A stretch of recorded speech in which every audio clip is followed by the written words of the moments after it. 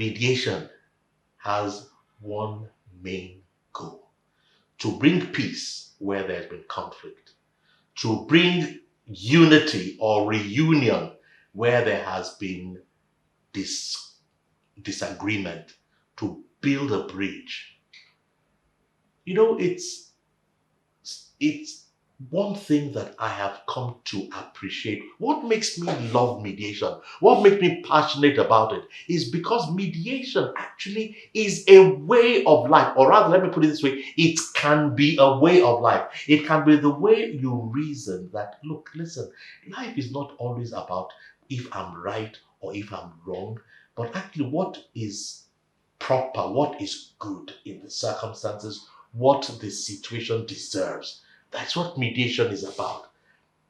So when it says peace on earth, oh, I wish the whole of this world were a world where mediation was our culture, mediation was our way of resolving disputes.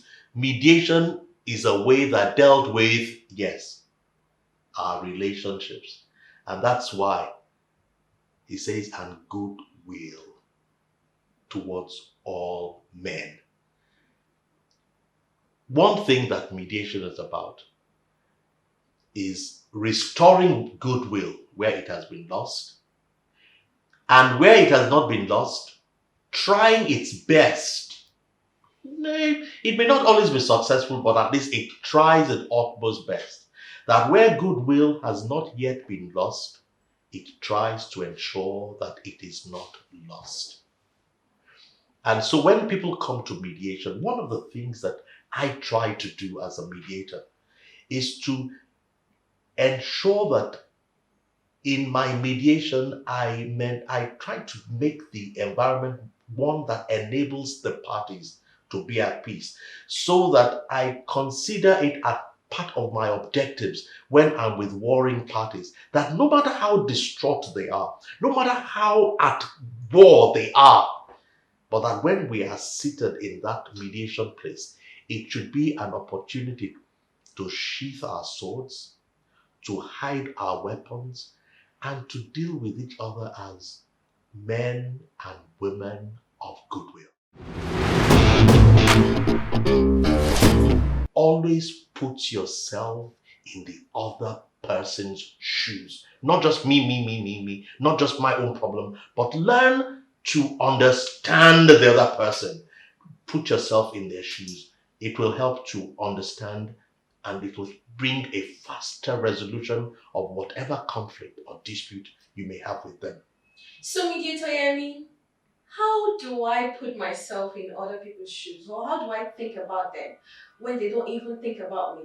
That's good thought. How do I do that? Yes, I hesitate. That took me a little bit by that. I'm glad that question came up. I'm sure I think it was an amplification of my thoughts, and I'm sure that some of you have had the same thoughts and would like to ask me the same question. Yes, how do you do it? Let me tell you, like most things in life, nothing ventured, nothing gained. There's some things that don't come naturally. None of us come into this world toilet trained.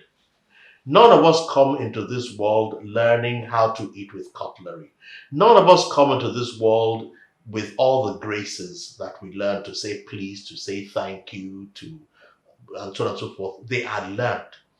I want to commend to you, if you have not already made that resolution, making a resolution is not just what you will do, but also what you will learn to do.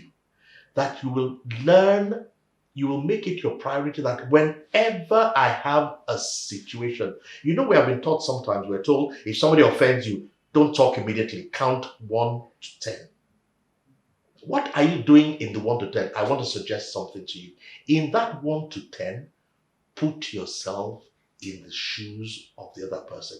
If I were him, if I were her, why? Oh, I think when you begin to do that, you begin to understand at least why they are grieved. You may not agree with it. You may feel it's not justified, but at least you understand.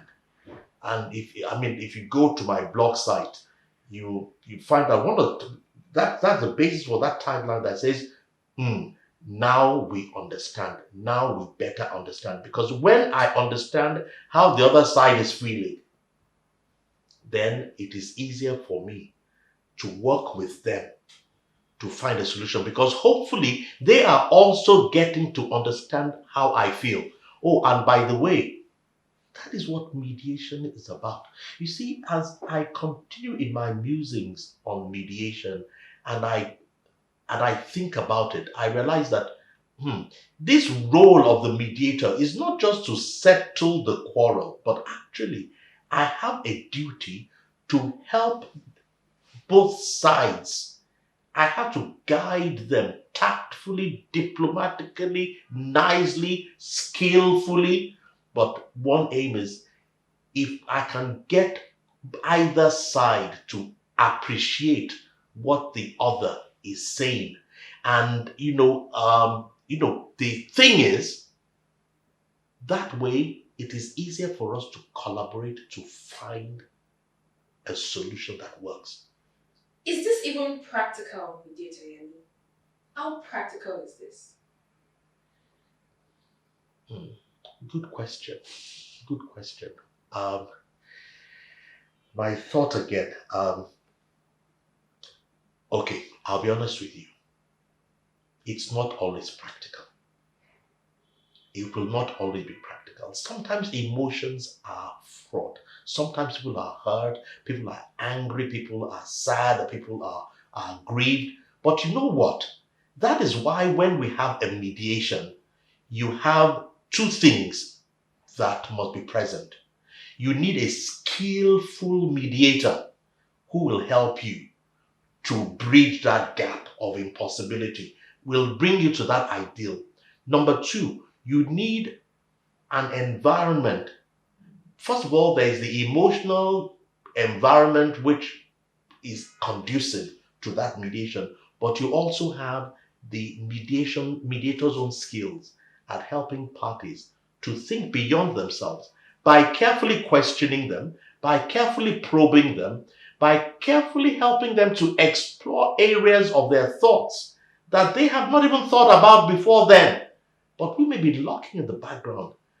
And yes, it is not always practical, but the idea is that you have a mediator who is skilled in helping you to go beyond the ordinary. And by so doing, you begin to surmount the obstacles of impracticability. And that is why